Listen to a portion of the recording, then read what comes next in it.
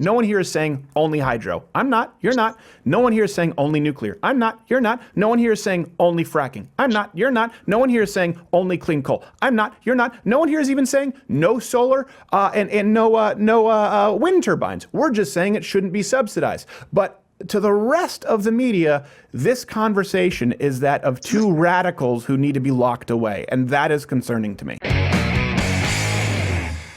Very happy now we have a return guest on the program. Yes, and it's always interesting when you have people like our next guest, because the video goes up on YouTube, and we don't do a lot of long-form guest interviews. Yeah, not too often. Let alone for a second time.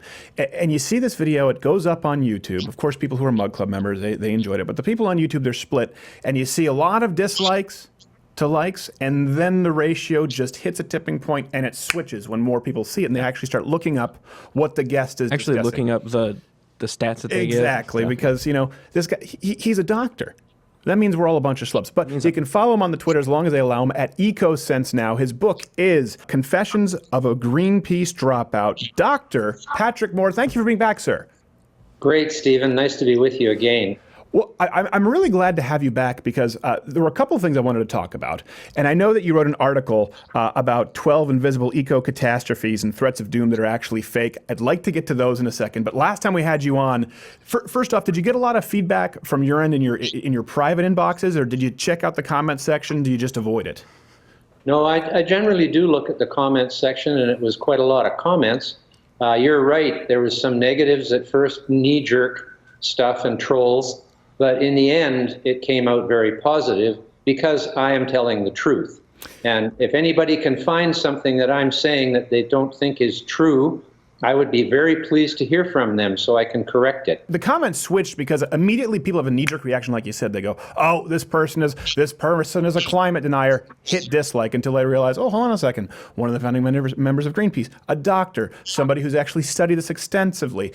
And then people started listening to what you had to say. And I wanted to have you on for something specific that I noticed. You know, I spend a lot of time in the Great Lakes region. And, you know, they're at record highs right now. I remember Dick Durbin in 2013 saying they were going to dry up.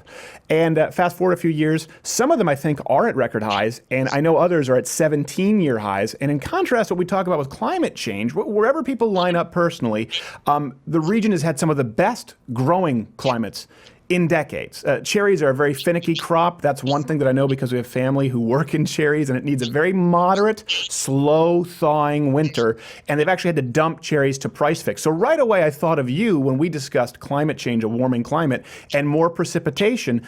Have you been following this? And I always wonder what the response is from the alarmists, regardless of where they line up on climate change, but the alarmism, if we're going, well, hold on a second, the lakes are high and growing is fantastic.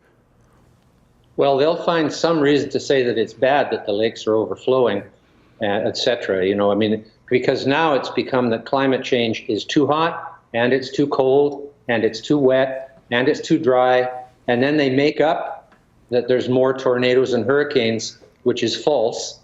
And then they make up that there's more damage being caused by extreme weather, which is true because there's so much more infrastructure in the way of extreme weather today because of the population growth and the growth of cities and all. So they'll find a way every time to point to something that they claim is out of the ordinary. And I have challenged these people in a general sense that there is nothing, absolutely zero nothing in today's weather or climate that is anywhere near out of line with the last 10,000 years in this interglacial period since the ice caps melted the last time. And so they've got to say, okay, no, there's the strongest this and the strongest that, or the weakest this and the weakest that. They can't, because nothing that is happening now is anywhere near out of ordinary with the ordinary. Well, that brings there's extremes in every measure. You'll always find an extreme somewhere in the world going on, and that's all they do is cherry pick them now. And it's really disingenuous of them because they started saying it's global warming and carbon dioxide is doing it. It was very simple what they said at the beginning. Sure. More CO2 from human fossil fuel consumption will increase the warming of the Earth. Then they changed it to climate change, which now wasn't just warming. It was also cold and dry and wet and every other imaginable flooding and whatever. All of a sudden, was attributable to carbon dioxide. Even cold was attributable to carbon dioxide, even though the idea of CO2 being a greenhouse gas is the idea that it would make it warmer, not that it would make it colder. And then when the temperature stopped increasing at the rate it did during the 1990s, which we both acknowledge. It was increasing during the 1990s. Yes, there you go. So just for people out there, not a denier, he's actually analyzing the data. We both agree on that. Good. But this 1990s warming, beginning in actually the 80s, followed the cooling from the 1940s to the 1970s, in which if you go to the deplorable climate science blog of Tony Heller's, you will see just yesterday, on the 10th of this month, he documented what they were saying then and what we're saying now. And a new age may be coming, because it was cooling in the 60s and 70s. Yes. Then it started warming again, and around 2000, the warming slowed down to a basically insignificant level. Yes. Well, I believe we've. I don't want to cut you off, but I believe we've covered this quite a bit in the first interview, and it was very interesting. And of course, there's still backlash no matter what. My point of interest here is with the Great Lakes. It's moderate, temperate climates, not super cold and not super hot in the summers. Slow thawing and record crop yields to the point where we're dumping cherries out because we want to fix the prices. To me, it is mind-boggling. But this does bring us to a bigger point, which you wrote about in your article. What do you think of the new trend?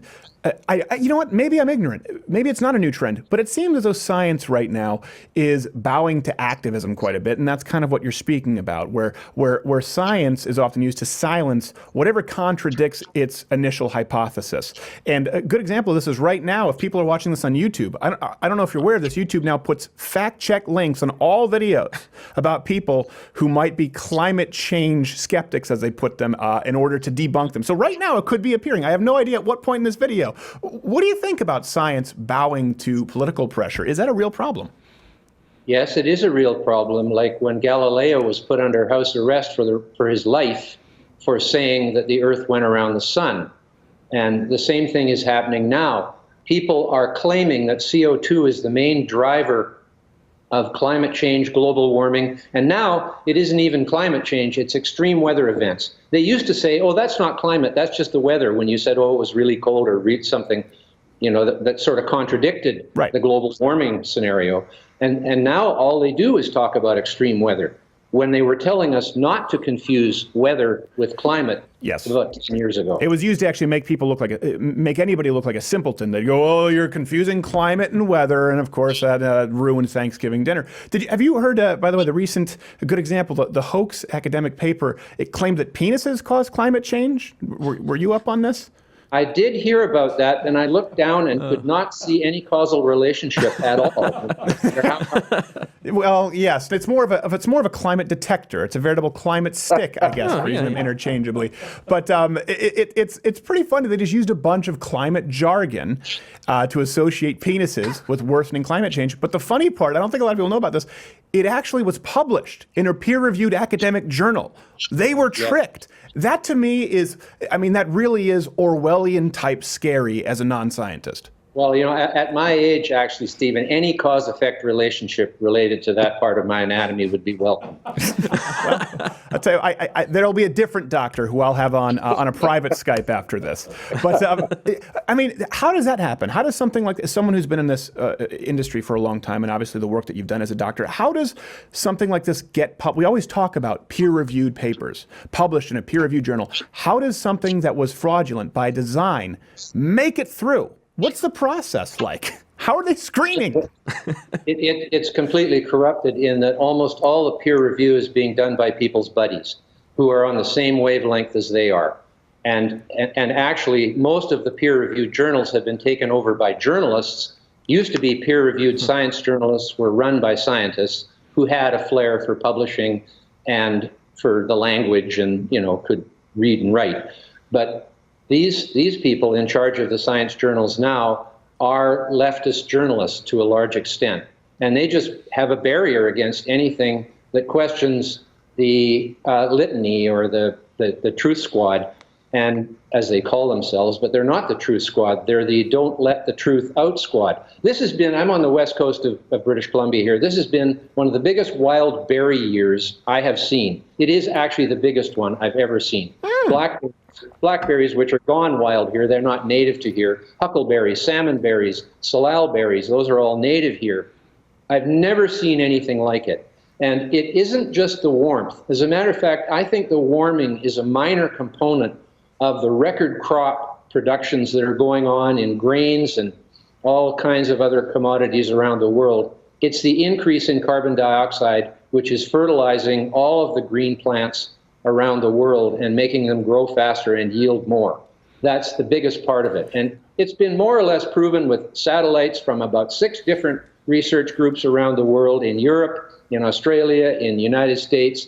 And as a matter of fact, there's a bit of a disconnect in NASA and NOAA, because there are people in both those organizations who are looking at the fertilization effect of CO2 on the greening of the Earth, as it's called. The Earth's Now, would that forests be, a quick question from a simpleton, would that be directly just because of CO2's chemical structure? Or are you talking about it leading to more precipitation, which would help, obviously, with the soil? No, I'm talking about it as a food for plants. CO2 is the primary food for plants. Right. Water is also, like carbon dioxide and water put together make sugar, glucose. That's the basis of the energy for all life on Earth, because we eat the plants, or we eat animals that have eaten the plants. It all comes up from photosynthesis and the combination of carbon dioxide and water to make sugar. And this is where the demonization of carbon dioxide is so outrageously off base, because carbon dioxide is the basis of all organic life on Earth. That is where the carbon comes from in carbon-based life. And we are carbon-based life, and so is all the rest of the life on Earth. And if there wasn't any CO2 in the global atmosphere, there would be no life. Not only if there wasn't any, if there wasn't a certain amount. Because just like anything, there can be too little of it. That's my pivotal question here, because I can hear skeptics right now saying, well, hold on a second, we're not saying all carbon dioxide is bad. We're saying that we are out of balance now, that the ratio is too high of carbon dioxide. So what is the amount that would be optimal, I guess, and how close or how far away are we from it? Because I know that that's where a lot of the nuanced debate occurs, and they just claim that obviously non-scientists as myself are not entitled to an opinion, so I'll listen to yours. Well, one of the most concrete ways in which you can see what the optimum level for plant growth is both experimentation in labs and greenhouse growers. All greenhouse growers around the world increase the CO2 level in their greenhouse to increase the productivity up to 40 to 60% of the crops in there, and to make them grow faster, to come to fruition sooner, shorter time of growth, in other words. And that's around 800 to 2,000 parts per million. Now, greenhouse growers don't put 2,000 ppm in because there's a law of diminishing returns. At first, you get really great increases from 400 to 800, and even from 800 to 1,000 or 1,200. After that, the curve starts to go off, but it still goes up. Okay. So in nature, where they're not worried about profits and diminishing returns, in nature, the optimum level is somewhere between 1,000 and 3,000 parts per million, whereas now it's 400, and before we came along it was 280, and at the height of the last glaciation, because the seas, when they cool, absorb CO2 from the atmosphere, it was at 180 parts per million, which is only 30 parts per million above where plants begin to die, at 150 ppm.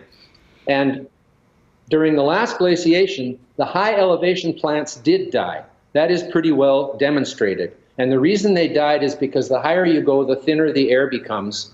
And so 150 parts per million is occupying a much larger volume at elevation, and therefore the plants can't get enough CO2 to survive.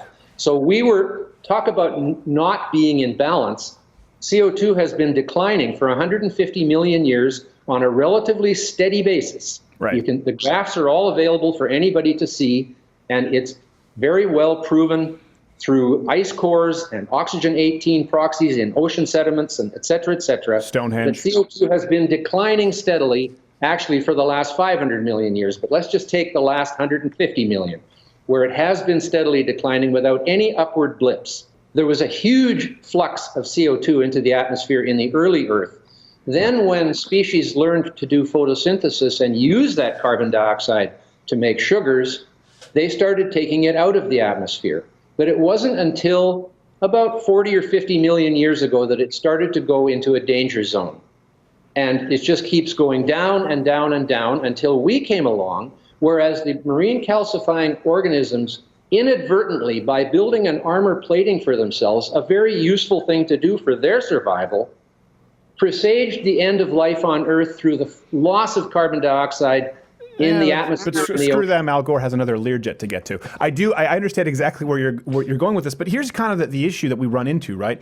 Is what you're saying. Obviously, we'll have overlays for people.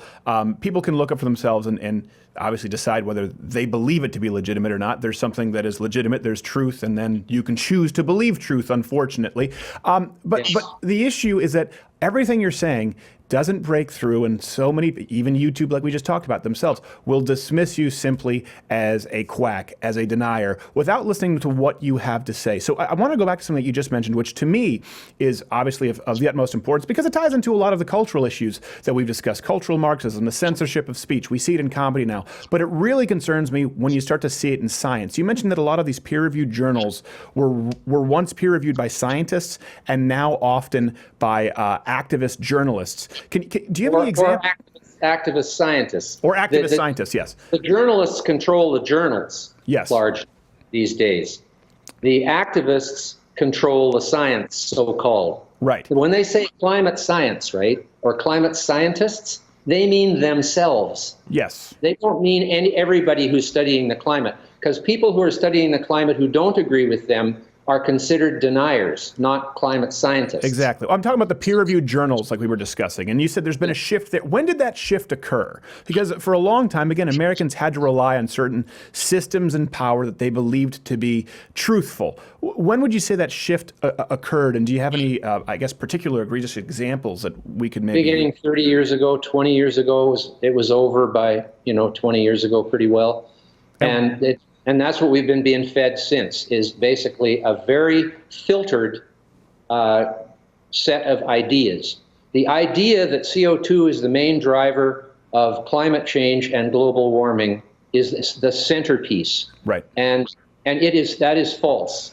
There is no possibility that any substance in that small a quantity, 0.04% of the atmosphere, could be the controlling factor of the whole global climate. The sun is the controlling factor of the whole global climate, but it is moderated by many other factors. And quick question, you said 0.4%. How much of that is 0.04%? 0.04%. How much of that is man-made? Well, that's a question of whether you're looking at it as how much of the CO2 in the atmosphere today was caused by humans versus how much of the CO2 in the flux is caused by humans. Right. It's sort of like in economics, you have a cash flow statement and you have a balance sheet. Right. On the balance sheet, right now, CO2 has gone from 280 parts per million to 400 parts per million, about a 40% increase since humans started emitting significant amounts of CO2, mostly since 1950. Right. There's been an exponential curve of emissions, but there hasn't really been an exponential curve of CO2 levels in the atmosphere. That's a fairly straight line.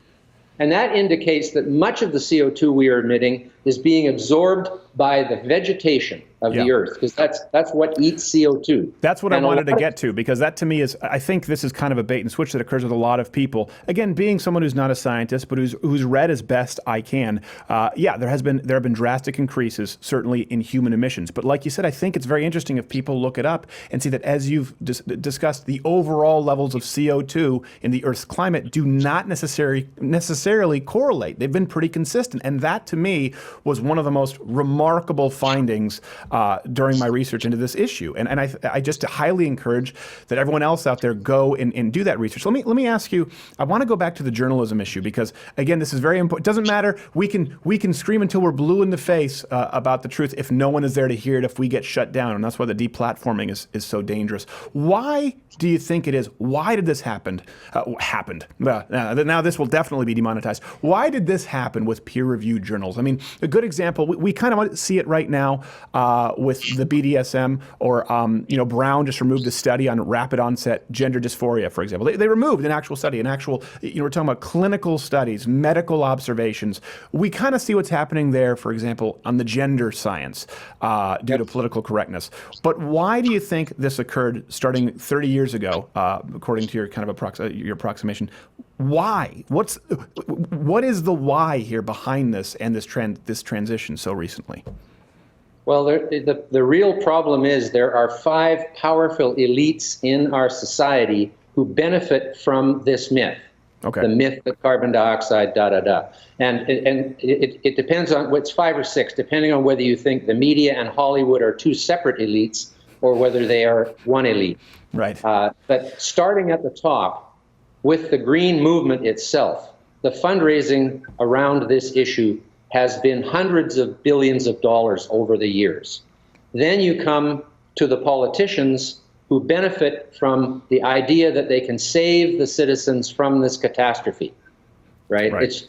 The catastrophe is made up by the green movement and the media basically being an echo chamber for it. The media needs sensationalism, especially the print media these days, but all media is giving in to internet these days. So the big media, mainstream media, is all under threat because of digital media, internet media, social media, all that stuff. A perfect example there for people, by the way, doubting, just to back up what you're saying here, cherries are a good example, because only a few years ago in northern Michigan, I experienced this personally, I remember, the trees thawed, right? There was a thaw, and then it froze again later. It was a later winter freezing, and so it was horrible for the cherry crop, and it was all over the news. Record high cherry yields to the point that they're dumping cherries, not a peep. You have to do a lot of research to find that out, because it doesn't sell papers as much as cherries might be gone due to climate change. We actually read those articles if you go and read local Michigan publications. So I just wanted to drive that one home, because I'm sure a lot of people can think of specific instances in their life. So we've got the green movement, the media, and the politicians who can promise to save people from certain doom. Right. And their children and their grandchildren, of course. Paris Accord. And then there's the green businesses, Elon Musk, right? Tesla and all of that. People are not going to like this, but continue. I can already hear the comments. The wind and solar, short Tesla right now, because he's done, as far as I'm concerned. And same with wind and solar. The vast quantities of money and tax credits and subsidies and guaranteed profits that have gone into these to prop them up, it would never have happened otherwise in any world there is. It's completely stupid what's been done. If people want clean energy, they should go nuclear and hydroelectric where it is available. Right. But and gas, clean gas, and now clean coal, because they have learned with scrubbers and precipitators and all of these technologies to make the exhaust coming out from a coal plant very clean from a pollution point of view. But they call CO2 a pollutant, when in fact it is the main food for all life on Earth. We need to separate those two things. How about separating poison from primary nutrient of all life on Earth? That would be a logical separation as far as I'm concerned. And then it seems logical when you put it that way, yes. Then comes the scientists, virtually all of whom in the climate scientist category, as they're self-described clique of climate scientists, are almost all, I would almost say 100%, close to 100% on taxpayer money. This $100 billion climate fund that, the first guy to line up for it after the Paris Agreement was Mugabe from Zimbabwe, right? And he claimed that climate change had destroyed the agricultural industry in Zimbabwe. It might have had something to do with him kicking out all the people who actually knew how to farm. It could be related. Yeah, there could be some correlation there. I'll give you that. But in the case of the Paris Agreement, it's just a goody two-shoes document. Yeah. It has nothing to do with anything that is actually going to happen. Because and that's assuming, by the way, that's assuming that you believe carbon dioxide to be poison. And that's assuming, by the way, that you believe if everyone followed the rules that it would somehow fix this problem of climate change. If you assume those things, then you can look at this bill, of course, which would cost countries billions upon billions of dollars, not to mention the millions of lives in third world countries. And you also have to go along the logic trail assuming that China is going to play ball. Yeah, we'll get right on that. That's their top priority right now. No, they were actually specifically exempted along with India right from the beginning. Right. Obama went over to China and negotiated a historic climate deal with the Chinese that they wouldn't have to do anything until 2030, which might as well be infinity. Why? Well, because they wanted them to vote for it.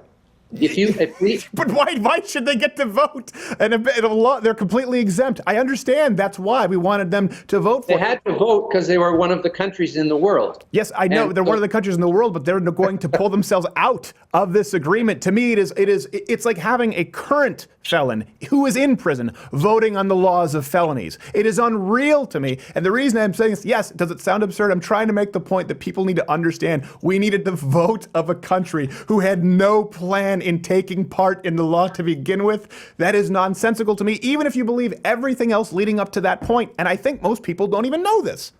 There is no evidence that any country, I mean any, not one country, has made an effort to live up to the Paris Agreement. Right. None.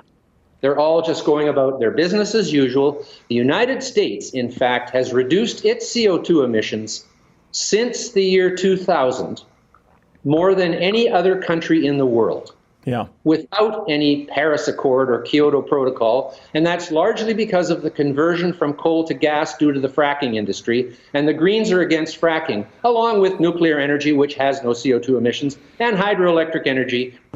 Apparently, they don't like lakes. There are too many lakes. Yeah, exactly. Right? That leads to, obviously, there are issues with dams. That leads to Tom Selleck stealing water for his avocados. I grew up in Quebec, where we'd say we pay our hydro bill. That for people who don't know, hydro was our electric bill. So when we first would move there, people said, oh, you're paying your water bill? No, hydroelectric. We even had a problem with it. And you have socialists and socialist separatists in Quebec. There are no far right-wing conspiracy theorists. They don't exist. And I do think it's important what you're talking about, what I have heard from you. And then I want to get to your article and just a couple of top examples of these sort of doomsday threats that we've been hearing from the media for a long time. I thought some of them were hysterical, the ones that you debunked. But what I'm hearing from you is, first off, a very balanced worldview and approach. You acknowledge the warming, you acknowledge that human emissions have increased, but then a disagreement on whether it is poison or actually as we're talking about carbon dioxide, life-giving for plants in a lot of ways. And then I hear a very multi-pronged approach. And this is something I think people need to understand. To be a climate change denier or skeptic, to be labeled that, just means that you have to disagree with any of these points. For example, even if we agreed with everything else, even if I disagreed with you on the carbon dioxide, and I just said, you know what, though? I don't think that the Paris Agreement is going to work out. Bing, be labeled a climate change denier. And you are also talking about a very multi-pronged approach. No one here is saying only hydro. I'm not. You're not. No one here is saying only nuclear. I'm not. You're not. No one here is saying only fracking. I'm not. You're not. No one here is saying only clean coal. I'm not. You're not. No one here is even saying no solar and no wind turbines. We're just saying it shouldn't be subsidized. But to the rest of the media, this conversation is that of two radicals who need to be locked away, and that is concerning to me. Yeah, it should be, because unless you believe every single word of what they're saying, they can call you a denier. Right. And that means it's more like Nazi, it's more like Stalin, it's more like the dictatorships that have destroyed countries like Venezuela. It's wrong to destroy freedom of thought and freedom of speech, and they're doing this in the name of I don't know. They make it out as if they're the ones that are in favor of freedom of speech almost, and yeah, they're not the racists, you know. Right. Of course not, except they don't like white people. It's so weird. It's so weird. And when anyone ever says anything about someone and they're saying it's because of their race, I'm just going like, what the hell are you talking about? You can't say that everybody of that race is this way or that way. Right. You know, there's smart people in every race. There's stupid people in every race. There's short people and tall people in every race. And And by the way, that's another issue. We were just talking about this with Sheriff Clark the other day that's been politicized by science. For example, we know, I mean, listen, we talk about the difference between races. There's a reason. Look at the top 10 land speed records from anything on 2 feet. There's not a white person there. There are no Greek names in there. Just look at the world's strongest men. They all come from Iceland. It's a place with 300,000 people. Obviously, there's a difference in lineages. Obviously, people have certain proclivities to being, and usually there's a life budget where you're better in one area and then somebody else has got you checkmated in another one. Okay, but I do want to. Not sex, though. Not sex. No, well, sex is a figment of your imagination. It's all about gender now. Yeah, gosh, you just want to ensure that this gets banned and demonetized. So you wrote this article at whatsupwiththat.com, 12 invisible eco-catastrophes and threats of doom that are actually fake. If you could just, for people who haven't read it, I highly recommend they go read it. We'll have it linked in the description. What are some of the prime examples that you think people, where people might have some misconstrued ideas? They're all actually pretty prime. The basis of this, though, is that invisible and remote threats. Right. And what it means is that these 12 ones, and there's more of them, are all about things that nobody can verify for themselves by observation because they are either invisible or way far away. And the first one in there is the coral reefs are dying, right? Coral reefs are way far away from nearly everybody, and they are under the water where no one can actually verify what's happening. So when it was broadcast far and wide in 2016 that 93% of the Great Barrier Reef was dead or dying or about to die soon, that went viral around the world. The actual statistic that was based on was that 93% of the reefs in the northern, hottest region, compared to the central and southern, so there's 3 regions, 93% of the reefs in the northern region had some bleaching. Yes. That could mean 1% of the 93% of the reefs. Could mean they're big Slim Shady fans. And the fact is, bleaching is not death. Bleaching is just a stage that coral goes through when it ejects its symbionts, its phytoplankton, which makes it what color it is, and it turns white because the organisms that live in the coral are in fact clear, like a jellyfish. They are related to jellyfish. They're the same basic family. Okay. And so this goes around the world. Then when it turns out very clearly 2 years later that all these reefs are recovering and they never were dead in the first place, no news goes with that. Just like the dumping of the cherries. We hear about the frozen cherries. We don't hear about all the delicious ones that you're dumping in a pot because we have to price fix. Another one that I love because it's current is the sea of plastic. Right. Okay, this is one that I just had someone in the office telling me the other day, talking about the sea of out in the middle of the ocean, the size of Texas, right? The size of Texas, yes. You couldn't film that from an aircraft at 80,000 feet. It's so big. Right. You would have to go in a geosynchronous satellite 30,000 miles above the Earth to get something as big as Texas in the lens, practically. Right. And first thing I say is, have you seen a picture of this on the internet anywhere, the sea of plastic the size of Texas? No, it's all graphics.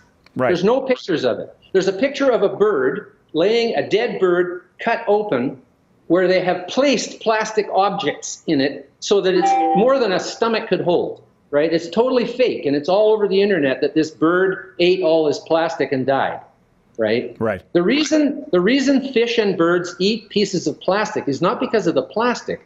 It's because of the food that is growing on the plastic, just like a piece of wood would have barnacles and crabs and stuff growing on it. That's why they eat it. And what species would swallow something bigger than it could poop out?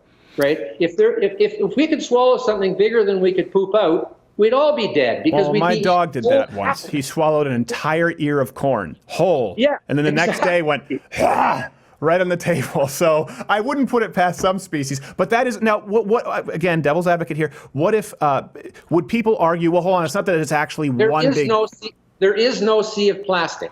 But if you added up the totality of plastic, would it make up the size of, the state of Texas or Roseanne's loft apartment? Not if it was all crunched together. No, it wouldn't. And there's this island in the Pitcairn group that they say has the most plastic of any island in the Pacific, in the world, right? So was it like Connecticut size? You can't even fly to it. It hasn't got an airport. It's uninhabited. So I went on Google Earth, and you can actually go right down to see all the beaches around. And you cannot see anything there. right? It's right on Google Earth.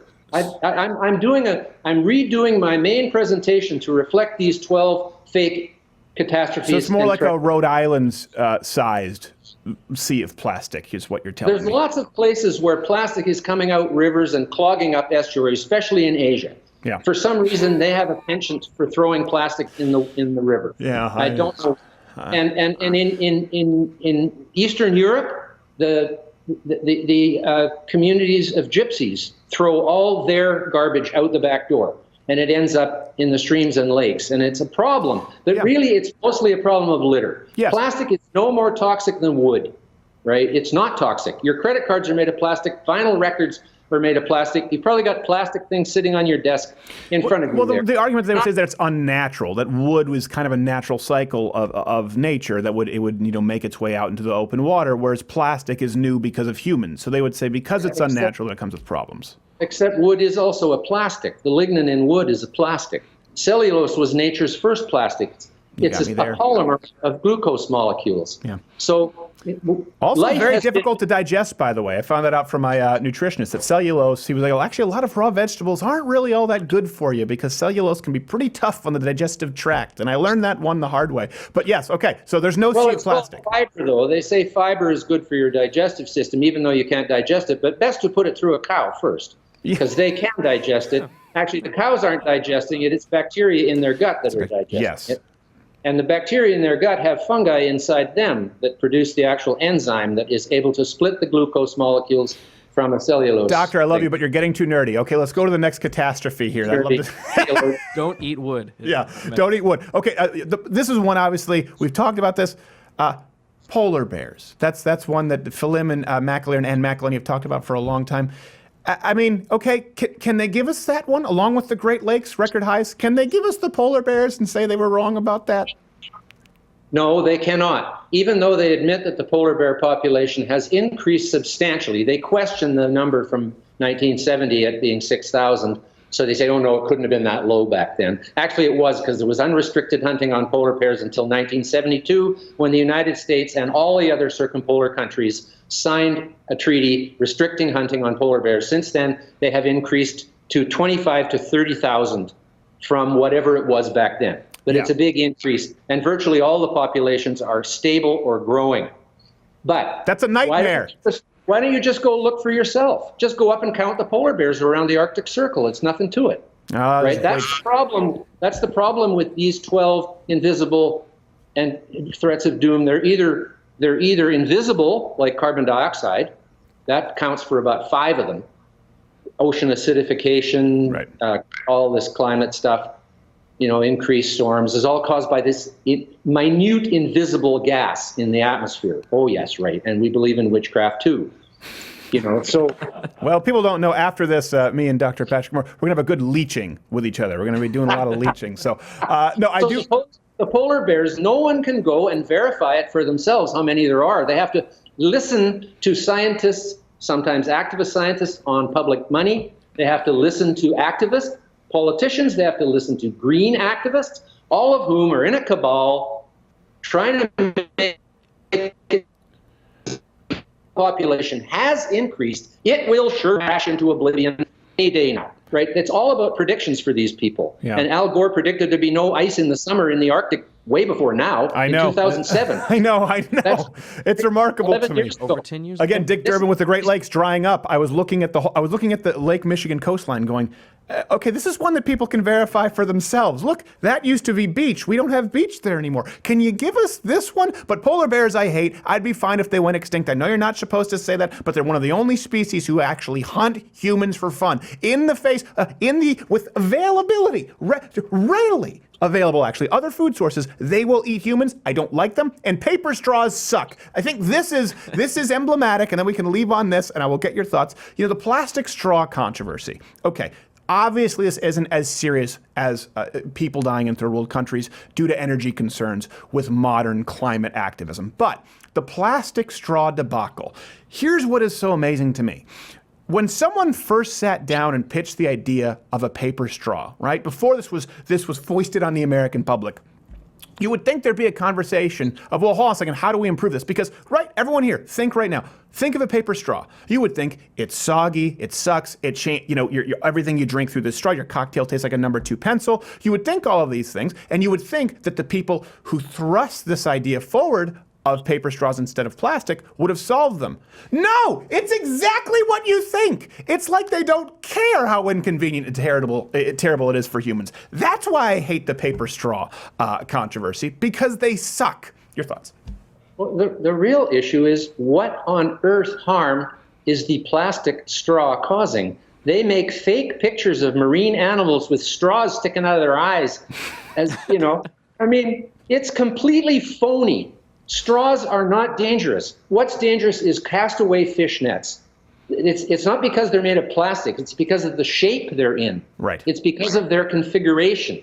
You could make a net out of organic material and put it out in the ocean, and it would catch things too. Yeah. So what we have to do is teach fishermen not to discard their worn out nets and to come sell them to somebody on the beach, because people don't mind if they got a few holes in them, and put them over their thatched roof and stuff like that. There's a big market in used fish nets, in fact. Right. So people should learn. I mean, there's lots of education required around our interaction with the environment, but we have to differentiate between litter and pollution. Pollution is toxic. Pollution causes harm. Litter by the side of the road, a pop bottle by the side of the road, is not going to cause harm. My Greenpeace buddies back in the day used to be aghast when I would throw tin cans and glass bottles overboard out in the middle of the Pacific, because I knew they would become a habitat for some creature on the bottom, right? And they're not going to harm anything, right? Somewhere right now, there's a hermit crab wearing your old Dr. Pepper bottle. I think that's a perfect. No, but listen, none of us we don't want more litter, and obviously that hurts your property values, of course. That's my primary concern here. But yeah, I think we want to be good stewards of what we've been endowed with, what we have. Obviously, you don't want to be careless with the environment or with littering when it's needless. But I really appreciate you coming on the show and educating us. Hope for those who have ears to hear, at EcoSense now on Twitter. The book is Confessions of a Greenpeace Dropout, and it's available paperback or ebook on Amazon, right, Dr. Patrick Moore? Yes, it is. And my website is ecosense.me. Ecosense.me, and that article we'll have in the description is at whatsupwiththat.com. Very entertaining, very educational, well worth the read. Doctor, thank you so much for being on. We'll have to have you back again. Hey, if you like this video, subscribe, hit the notification bell, or if you want to continue to enjoy free content, support us at louderwithcrowder.com/mugclub, where you get the full nightly show. An hour every day free, along with all of our friends' content. If not, you don't want to do any of those things, you're probably just here, you're watching me seething. You came here to hate watch. That being said, the internet was created for people like you.